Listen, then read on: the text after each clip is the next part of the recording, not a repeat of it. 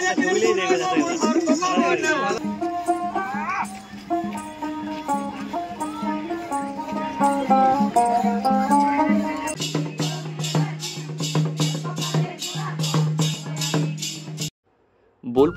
শান্তিনিকেতনের স্পন্দন না বুঝলে এবং না অনুভব করলে বাংলায় সত্যিই আমাদের থাকা সত্যিই অসম্পূর্ণ থেকে যাবে। পলাশ ফুলের দেশে এবং শালবনের মহিমায় এই বিচিত্র শহর মাত্র কলকাতা থেকে 212 কিলোমিটার দূরে। তো পরিবেশে স্নিগ্ধ বাতাসে আপনি উপভোগ করতে পারবেন এই সুন্দর মহিমায় ঘেরা এই শান্তিনিকেতন এবং সোনাঝুরির হাট, সাথে শালবনের জঙ্গল। শান্তিনিকেতন আন্তর্জাতিক খ্যাতির একটি জনপ্রিয় পর্যটন এবং আকর্ষণ করে রেখেছে প্রতিটি বাঙালির মধ্যে। এটি সাংস্কৃতিকভাবে বিখ্যাত এবং ঐতিহাসিক গুরুত্বের একটি ঐতিহ্যবাহী স্থান। রবীন্দ্রনাথ ঠাকুরের এই জায়গাটিকে নিজের বাড়ি বানিয়েছিলেন এবং এখানেই তার সাহিত্যের বেশিরভাগ ক্লাসিক লিখেছিলেন। শান্তিনিকেতনের ক্যাম্পাসটি অনেক ভাস্কর্য, ফ্লেক্স শো, মুরাল এবং বাংলার ইতিহাস ও সাহিত্যের বেশিরভাগ বিশিষ্ট ব্যক্তিত্বের চিত্র দ্বারা শোভিত। এমনই সুন্দর এবং মুগ্ধকর পরিবেশে উপলব্ধি করার জন্য আমরা কয়েকজন বন্ধু মিলে আমরা আজকে শান্তিনিকেতন এবং সোনাঝুরির হাট সহ এবং আশেপাশে যা দেখার মতো জায়গাগুলো ছিল আমরা ঘুরে দেখলাম। চলুন আমাদের সাথে আপনারা একটু ঘুরে আসবেন, কেমন লাগে আপনাদের এই শান্তিনিকেতন এবং সোনাঝুরির হাট। এই শান্তিনিকেতন বা সোনাঝুরির হাট নিকটতম রেল স্টেশন বলতে আপনারা বোলপুর পেয়ে যাবেন। হাওড়া থেকে বোলপুর যাওয়ার জন্য বিখ্যাত শান্তিনিকেতন এক্সপ্রেসের মতো অনেক ট্রেন এখানে পাওয়া যায়। সড়ক পথে যদি আপনি আসেন সেই ক্ষেত্রে আপনার কলকাতা থেকে শান্তিনিকেতন যেতে প্রায় 5 ঘন্টা সময় লাগে এবং রাস্তাটি বাংলার সুন্দর মাঠের মধ্য দিয়ে যায়। দর্শনার্থীদের গ্রাম বাংলার অশান্ত জীবনযাত্রার আভাস আপনারা পেয়ে যাবেন এই মুগ্ধকর এই শান্ত পরিবেশে।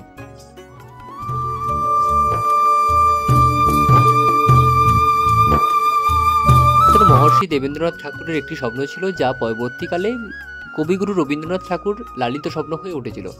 শান্তিনিকেতন শব্দের অর্থ হলো শান্তির আবাস। আসলে এই জায়গাটা শান্তির। বীরভূম জেলার অধীনে পশ্চিমবঙ্গের উত্তর মধ্য অঞ্চলে অবস্থিত এই বোলপুর এবং শান্তিনিকেতন পরম শান্তির কারণে নিজেকে খুঁজে পাওয়ার উপযুক্ত জায়গা এই শান্তিনিকেতন। প্রশান্ত প্রকৃতির এবং লালমাটির অঞ্চলে মনোমুগ্ধকর পরিবেশে তাদের জন্য চূড়ান্ত গন্তব্য হতে পারে এই শান্তিনিকেতন। যার প্রথমেই আমরা দর্শন করলাম সৃজনী শিল্পগ্রাম।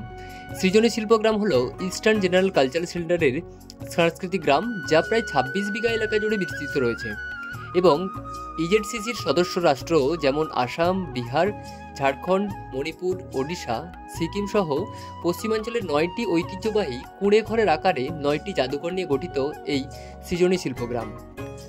এই সৃজনী শিল্পগ্রামে শুধু এই 9টি কুঁড়ে ঘর টাইপের শুধু বসত বাড়ি নয়, এর পাশাপাশি প্রচুর শিল্প ও কারুকার্য শিল্প রয়েছে, যা কেবল শব্দের সংজ্ঞায়িত করা যায় না। এই স্থানটি শুধুমাত্র এই জাদুঘর এবং কারুক শিল্পের কারণেই পর্যটকদের আকর্ষণ করে না, বরং স্থানীয় উপজাতি লোকেদের ধামসা ও মাদলের বাজানো তালে তালে মানুষকে আপনাকে নাচাতেও পারে এবং তাদের গাওয়া লোকগান এবং উপজাতি মেয়েদের নাচের লাইভ পারফরম্যান্সও আপনার মন কেড়ে নেবে। এই সৃজনী শিল্পগ্রামেও রয়েছে বাউল গানের আসর, রয়েছে পর্যটকদের মনের মণিকোঠায় একটা সুন্দর আকৃষ্ট দর্শনের একটা স্থান বললেও কম ভুল হবে না। আমরা তো সৃজনী শিল্পগ্রামটা ঘুরেই দেখে নিলাম, তো আমাদের সাথে আসুন আপনারাও একটু ঘুরে দেখে নিন যে সৃজনী শিল্পগ্রামে আসলে আপনার কোন জিনিসটা আপনাদের মন কেড়ে নিচ্ছে।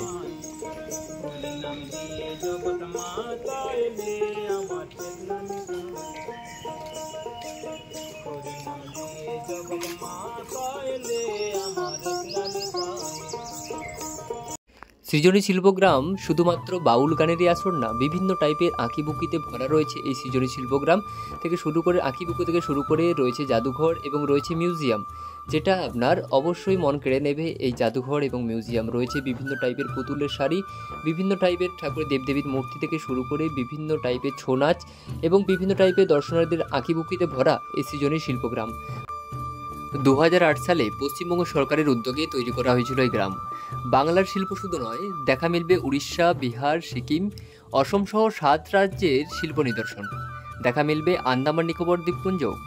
এখানে রয়েছে প্রত্যেকটা রাজ্যের এক একটি করে কুটির। আশেপাশে যেইগুলো দেখতে পাচ্ছেন বিভিন্ন টাইপের প্রতীক, আর সেখানে প্রবেশ করলেই দেখা মিলবে অভূতপূর্ণ সব শিল্প নিদর্শন, এক একটা কুটিরের এক একটা রাজ্যের প্রতীক। এসব দেখতে দেখতে সবশেষে হঠাৎ মিলবে এক বাঁশের তৈরি লাইট হাউস। সিঁড়ি দিয়ে উঠে গেলে আপনার মনে হবে যেন ওপর থেকে একটা টপ ভিউ থেকে গোটা গ্রাম দর্শন করতে পারছে। এই সৃজনই শিল্প গ্রামেই দেখা মিলবে। পালকিতে বউ চলে যায়, সেই যে আমরা গান শুনেছিলাম, তার দর্শন করতে পারবেন এই শিল্প গ্রামেই। এই গ্রামে 9টা দেশের বিভিন্ন টাইপের যে কুটিরগুলো, সেটাও এখানে দর্শন করতে পারবেন। এবং রয়েছে চোখ ধাঁধানো মনোমুগ্ধকর একটা পরিবেশ, যা আপনাকে শান্ত করে তুলবে। রয়েছে লাল মাটির রাস্তা, রয়েছে সারি সারি বাগান বিলাস ফুলের বাহার, যেটা হচ্ছে বসন্ত উৎসবের সময় যদি আপনি এখানে দর্শন করেন, সেক্ষেত্রে আপনাকে এই শান্ত করে তুলবে এই বাগান বিলাসের ফুলের বাহার। রয়েছে প্রত্যেকটা জায়গাতেই রয়েছে তার কোন দেশের কোনটা বাড়ি, সেটা এখানে আপনি যদি দেখেন ভালো করে নাম লক্ষ্য করতে পারবেন। এবং বাড়িগুলো খুব সুন্দরভাবে সাজানো রয়েছে। প্রত্যেকটা বাড়ির মধ্যে রয়েছে দেখুন আঁকিবুকিতে ভরা শান্তিনিকেতন, তার উপরে সোনাঝুরি, তার উপরে রয়েছে সৃজনী শিল্প গ্রামের একটা আলাদাই দর্শন আপনারা এখানে করতে পারবেন।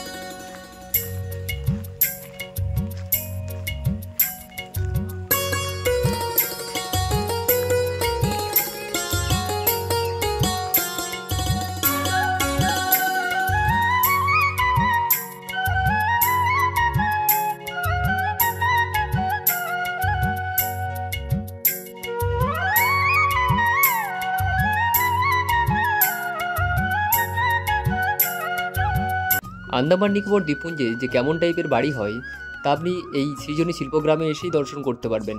যে আন্দামান নিকোবর দ্বীপপুঞ্জের বাড়ির টাইপেরই সমস্তটাই এখানে ফুটিয়ে তোলা হয়েছে এই সৃজনী শিল্পগ্রামে।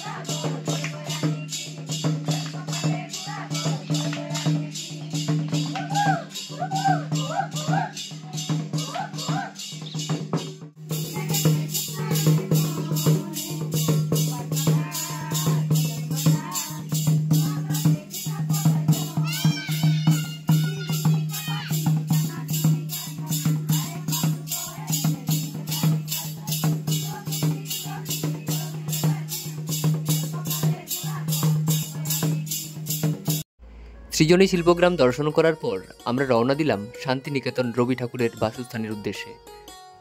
শান্তিনিকেতন মানেই শান্তি, এবং শহরের বিভিন্ন কোলাহল থেকে আমরা একটু শান্তির জন্য খুঁজেই পাই যে একটু গ্রামে যাই, আর তার মধ্যে যদি আমরা যাই শান্তিনিকেতন। নামের মধ্যে রয়েছে শান্তি এবং রয়েছে নিকেতন, দুই মিলিয়ে রয়েছে শান্তিনিকেতন। আমরা টোটোয় করে যাচ্ছিলাম পুরোপুরি শান্তিনিকেতনটা ঘোরার জন্য। যেহেতু শান্তিনিকেতনের ভিউটাও আপনারা দেখতে পাচ্ছেন, পুরো গাছের ছাওয়ার মধ্য দিয়ে একটা লাল মাটির রাস্তা ছিল, এখন রাস্তা মেরামত করার পর পাকা হয়েছে, এবং রাস্তার ধরে রয়েছে দেখুন বাংলো বাড়ি। এই বাংলো বাড়ি দেখতেও সম্পূর্ণ অসম্ভব সুন্দর লাগছে, সেটা না বললেই নয়। বাংলো বাড়ি থেকে শুরু করে বিভিন্ন কটেজ এবং ছোট ছোট দালান বাড়ি সমস্তই দর্শন করতে পারবেন এই শান্তিনিকেতনে। এবং প্রতিটা বাড়ির মধ্যেই রয়েছে নানান টাইপের বিভিন্ন টাইপের নাম, যেটা আপনাকে মনোমুগ্ধকর করবে। সত্যিই জায়গার ভিউ এবং মনোমুগ্ধকর পরিবেশ আপনাকে সত্যিই একটা প্রভাবিত করবে, যেন মনেই হবে যেন বারবারই, আমি যতবারই বলি বারবারই বলি, যেন যাই শান্তিনিকেতন। দুর্ভাগ্যবশত আমরা টোটোয় করে যাচ্ছিলাম, পুরো শান্তিনিকেতন ক্যাম্পাসটাই আমরা ঘুরে দেখেছি। শুধুমাত্র আমরা ক্যাম্পাসের মধ্যে ঢুকতে পারিনি, তার একটাই কারণ কোভিড থেকে। আমরা যেটা জানতে পারলাম যে কোভিড থেকে সমস্ত ক্যাম্পাসের গেট দর্শনার্থীদের জন্য এবং সাধারণদের জন্য সম্পূর্ণভাবে বন্ধ করা রয়েছে। 1919 সালে প্রতিষ্ঠিত শিল্পকলার কেন্দ্র হচ্ছে এই কলা ভবন, যেখানে একটি আর্ট গ্যালারি রয়েছে যার নাম রয়েছে নন্দন, যেখানে ভাস্কর্য এবং ফ্লেক্সো এবং মুরাল প্রদর্শনও করা হয়েছে এই কলা ভবনে। এই কলা ভবন রাস্তার একদম আপনার সাইডেই পড়বে, যেটা আপনি দর্শন করতেই পারবেন। ওই ছাতিম তলায় নামিয়েছিলেন উনি, মনোকামনা আশা অনেক কিছু শান্তি পেয়েছিলেন। তাই খবর লাগিয়েছিলেন এই জায়গাটা কার। এই জায়গাটা হচ্ছে আমাদের রায়পুরের জমিদার বাড়ি। চৌকিদার হিসাবে তখন ওইখান থেকে খবর দিয়ে ওনাকে এখানে ডাক করিয়ে এনে বললো এই জায়গাটা আমার খুব দরকার। ঠাকুরকে বললো যদি আপনার এই জায়গাটা খুবই পছন্দ তাই আমি বিনামূল্যে আপনাকে দান করে দেবো, আপনি যা করবেন করুন। বললো না, কিছু মূল্য নিতে হবে। 1 টাকা মূল্য দিয়ে কলকাতা হাইকোর্টে রেজিস্ট্রি করেছেন। আর এইখান থেকেই শুরু করেছিলেন উনি শান্তিনিকেতন। শান্তিনিকেতন এখান থেকে শুরু করেছিল।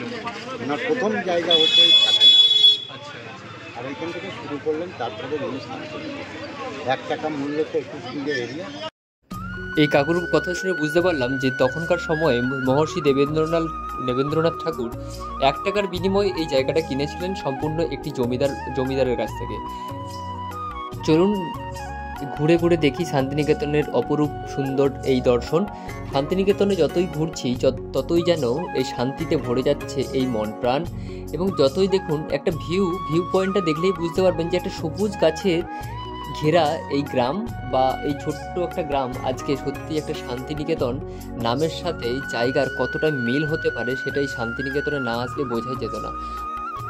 মনে আছে কি একটা আপনাদের কবিতা, তাল গাছ এক পায়ে দাঁড়িয়ে সব গাছ ছাড়িয়ে উঁকি মারে আকাশে? হ্যাঁ, এই সেই জায়গা যেখানে কবিগুরু রবীন্দ্রনাথ ঠাকুর এই তাল গাছটাকে লক্ষ্য করেই কবিতাটা লিখেছিলেন, তাল গাছ এক পায়ে দাঁড়িয়ে সব গাছ ছাড়িয়ে উঁকি মারে আকাশে। এই সেই জায়গা।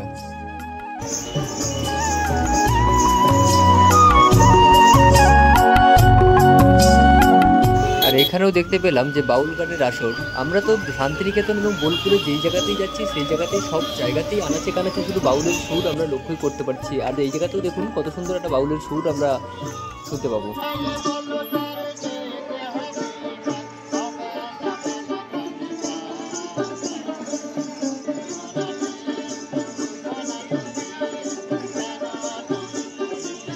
বট গাছ ছিল খুব চারা গাছ। তারপরে উনি এই বটতলাটাকে দেখে খুব পছন্দ করলেন, দিয়ে 3টে পাথর দিয়ে 3 ধাপে ধাপ করে নাম রাখলো 3 পাহাড়। আমাদের এই দিকে গ্রামগঞ্জে কিছু কোমর ছিল, এই রাস্তা ছিল আমাদের তখন ইট পাথরের লাল মাটির রাস্তা। কোমররা গরুর গাড়ি নিয়ে এদিকে গ্রামগঞ্জে মাল বেচতে নিয়েছিল।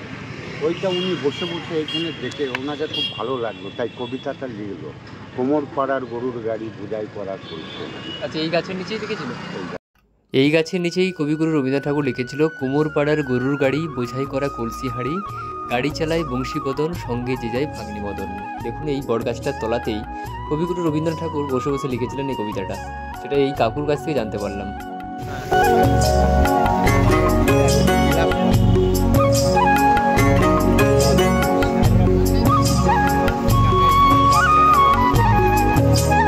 এই জায়গাটায় এখনও ক্লাস হয়, যেখানে স্যারেরা এখানে পতিত আছে বা এটা পুরান মতে আসছে। যে বাড়িটা দেখতে পাচ্ছেন ভেতরে, এই বাড়িটার ওপরে দালানে স্যারেরা বসে থাকেন এবং তার নিচে বসে থাকে ছাত্ররা। আর যে দূরের যে একটা গ্রাউন্ড দেখতে পাচ্ছেন, দূর থেকে অতটা ভালো বোঝা যাচ্ছে না, এখানেই বসন্ত উৎসবের মাঠ এবং এখানেই যদি কোনো PM হোক CM হোক কোনো মিটিং হয় সেটা হচ্ছে এই গ্রাউন্ডে হয়ে থাকে। এই শান্তিনিকেতনে কিছু কিছু জায়গা দর্শন করার পর সমস্ত ক্যাম্পাস তো বন্ধ ছিল, যেহেতু সমস্ত ক্যাম্পাসের মধ্যে আমরা ঢুকতে পারিনি। যতদূর আমরা যেতে পেরেছি এবং যেসব ক্যাম্পাসে ঢুকেছি সেইগুলো আপনাদের জানানোর চেষ্টা করলাম। তাছাড়া এরপরও অনেক জায়গা ছিল যেটা আমি ভিডিওর মধ্যে দেখাতে পারলাম না। এরপর আমরা চলে এসেছি কোপাই নদীর তীরে, যেটা হচ্ছে কবিগুরু রবীন্দ্রনাথ ঠাকুর। এখানেও অনেকটা স্মৃতি বিজড়িত জায়গা রয়েছে। এই কোপাই নদীর তীরেও ছিল একটা বাজারের মতো, যেখানেও অনেক কিছু কেনাকাটির মতো জিনিস আমরা পেয়ে যেতাম। এই কোপাই নদী নিয়ে কবিগুরু রবীন্দ্রনাথ ঠাকুর লিখেছিলেন, আমাদের ছোট নদী চলে আঁকে বাঁকে। একটু বলবে রবীন্দ্রনাথ ঠাকুর যে কোপাই নদীটা বলেছিল, এই কোপাই নদীর ইতিহাসটা কি একটু বলো তো। এই নদীটাই যে নদী দেখে রবীন্দ্রনাথ ঠাকুর লিখেছিলেন, হ্যাঁ, আমাদের ছোট নদী চলে আঁকে বাঁকে বৈশাখ মাহিয়া হাঁটু জল। এই যে দেখো নদীটা পুরো আঁকা বাঁকা হয়ে, বেশি কিন্তু চওড়া নয়, কিন্তু এটাই এইভাবেই চলে গিয়েছে বহু দূর থেকে বহু দূর পর্যন্ত। আচ্ছা, কবিতাটা আরেকবার বলো তো। আমাদের ছোট নদী চলে আঁকে বাঁকে বৈশাখ মাহিয়া হাঁটু জল। পার হয়ে যাই গরু, পার হয় গাড়ি। সৃজনী শিল্পগ্রাম এবং শান্তিনিকেতনে রবীন্দ্রনাথ ঠাকুরের বাসস্থান থেকে বিশ্ববিদ্যালয়, বিভিন্ন ক্যাম্পাস সহ এবং কোপাই নদী দর্শন করার পর আমরা দর্শন করেছিলাম বুদ্ধের মূর্তি। দর্শন করার পর আমরা একদম সরাসরি আমাদের যেটা ডেস্টিনেশন ছিল সোনাঝুরির হাট।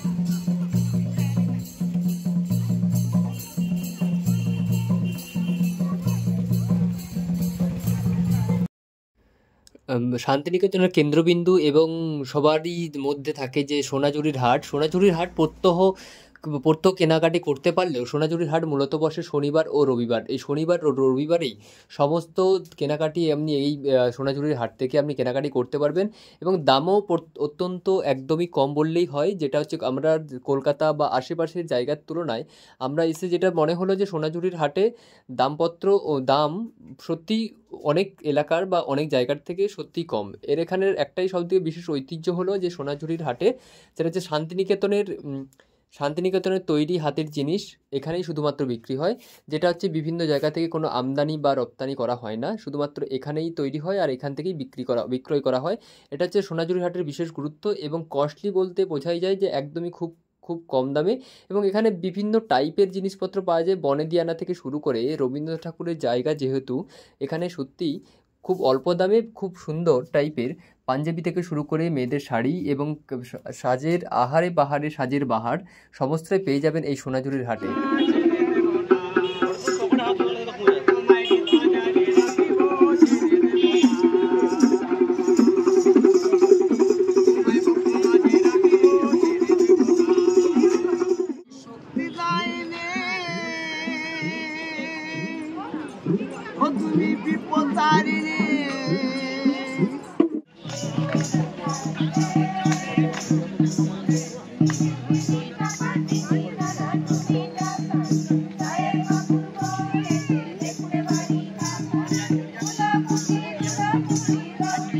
এই সোনাঝুরির হাটেই আপনি কেনাকাটি থেকে শুরু করে বিভিন্ন বাউল গান এবং নাচের বাহার এবং সাঁওতালি নৃত্য থেকে শুরু করে আপনি সমস্তই উপভোগ করতে পারবেন এই সোনাঝুরির হাটেই।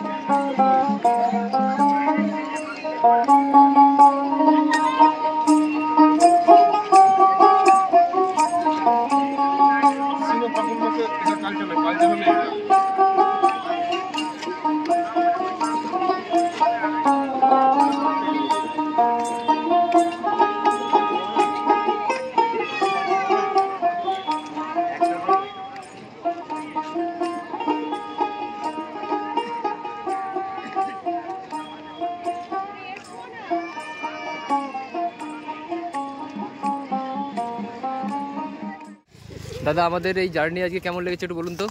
এখনো তো শেষ হয়নি, শেষ হয়নি কিন্তু কেমন লেগেছে একটু বলুন। অসাধারণ, হ্যাঁ অনবদ্য বলো বলো বলো। হেভি এক অনবদ্য অভিজ্ঞতা সাক্ষী থাকলাম আমরা এই 6 জন আজ এই শালবনের মাঝে। হ্যাঁ এখানে হয়েছে। কেমন লেগেছে দাদা? আবার হ্যাঁ রোল ক্যামেরা অ্যাকশন খুব সুন্দর লেগেছে। কেমন লেগেছে শান্তিনিকেতন এসে? জায়গা মানে সবারই আসা ঘুরতে আসা এখানে খুবই ভালো উচিত, খুব সুন্দর জায়গা। আচ্ছা সবাই আসতে পারে। আর এই যে শালবনির জঙ্গল, শালবনি নয় এটা শালবনির জঙ্গলটা কেমন লেগেছে? হ্যাঁ এটা তো খুবই ভালো, ঘোরার জন্য আমরা কতক্ষণ ছিলাম এখানে? এখানে আমরা প্রায় আছি 2 ঘন্টা মতো। 2 ঘন্টা মতো আমরা এখানে কাটিয়েছি। খুবই ভালো লেগেছে বোধহয়। আর পুরোটা চারিদিকেই পুরো একদম শালবন আর নতুন পাতা, এবার দেখতেও খুব সুন্দর একটা ভিউটা লাগছে। হ্যাঁ হ্যাঁ? রং লাল। হ্যাঁ লাল রঙের পাতা। দাদা আপনার তুফান দা মোটামুটি ভালো লাগছে না? কেন, কোন জায়গায় গেলে ভালো হতো? বাড়ি কোথায়? কোন জঙ্গল? জয়পুরের জঙ্গল। জয়পুরের জঙ্গল না, বাঁকুড়ার জঙ্গল। ও শালবনির জঙ্গল, মানে শালবনের জঙ্গল। তো কবে যাবো ওটা ওখানে? 12 তারিখে। ঠিক আছে দাদা তোমার? আমার তো খুবই ভালো লাগলো। হ্যাঁ তোমার জন্যই তো আসা আরো বিশেষ করে। না এখানে এসে সত্যি খুব ভালো লাগলো, মনটা ভরে। আমরা এখানে কতক্ষণ ছিলাম? জঙ্গলে প্রায় 2 ঘন্টা বসে আছি। হ্যাঁ খুবই ভালো লাগলো, কিন্তু প্রচন্ড রোদের কারণে একটু কষ্ট হচ্ছিল, তাও মানিয়ে নিলাম। খুবই ভালো লাগলো। এর পরের বারে আমরা কোথায় যাচ্ছি? এর পরের বারে দেখছি কোথায়, এখনো পর্যন্ত প্ল্যানটা ঠিক হচ্ছে না। আচ্ছা মানে মোটামুটি আমরা যাবো আবার। আমরা ইতালি যাই এর পরের বারে। পরে হ্যাঁ ইতালি কিছুই যাওয়া যায়, রুমে যাই আগে। স্যারকে জিজ্ঞেস করি স্যার আপনার? আর এই ভিউটা, ব্যাকগ্রাউন্ডটা দেখলেই বোঝা যাচ্ছে কত সুন্দর একটা ভিউটা লাগছে। একটু পরে সন্ধ্যে হলে ভালো লাগতো, এখন তো রোদের মধ্যে ঠিকঠাক তাকানো যাচ্ছে না। আচ্ছা ঠিক আছে, তুমি তাকিয়ে তারপর বলো কেমন লাগে। আমরা এর পরের বারে আমরা চলে যাচ্ছি ইতালি, নাহলে প্যারিস। আমার সাথে আছে এইসব যুগ্ম সব ছোট ছোট বড় বড় সব যুব সংকেশ, তরুণ যুবক নবীন। আর আমরা এর পরের বারে কোথায় যাব? ইতালি। ইতালি এর তোমার কি কোনো ইচ্ছা আছে যে সুইজারল্যান্ড? আমার প্যারিস যাওয়ার ইচ্ছা। আচ্ছা প্যারিস, ঠিক আছে। আমরা প্রথমে ইতালি, তারপর সুইজারল্যান্ড, তারপর প্যারিস, আমরা সব জায়গায় যাবো। আপাতত আমরা এই জঙ্গলটা থেকে বেরিয়ে যাই। কারণ তো বন্ধুরা, শান্তিনিকেতন এবং সোনাঝুরি এবং কোপাই নদী আপনাদের কেমন লেগেছে অবশ্যই কমেন্ট করে জানাবেন। তো আমাদের তো খুব ভালোই লেগেছে, আমরা যেটা ফিল করতে পারলাম ও আপনারা সেটা দেখতেই পেলেন। তো আপনাদের কেমন লেগেছে অবশ্যই কমেন্ট করে জানাবেন। ভালো থাকুন, সুস্থ থাকুন, নমস্কার।